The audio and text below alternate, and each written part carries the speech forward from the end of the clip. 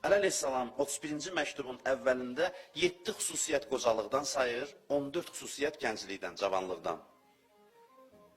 Və gəncliyini pis keçirən bütün gənclər sonra qocalıqda başa düşəcəklər ki, daha doğrusu qocalıqda deyəcəklər ki, kəş başa düşərdi indi başa düşdüyümüzü cavan dövrdə, cavanlıq dövrümüzdə. Cavanların çoxsu, düz yaşamayan cavanların çoxsu qocalanda deyəcəklər ki, kəş indi başa düşdüyümüzü cavanlıqda başa düşərdik.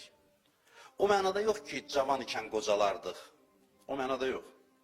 Yəni, cavanlıqdan düzgün istifadə edərdik, düzgün faydalanardıq. Və bütün qocalar da arzu edir ki, kəş cavanlığın o şadlığını, o sevincini indi də qoruyub saxlaya bilərdim.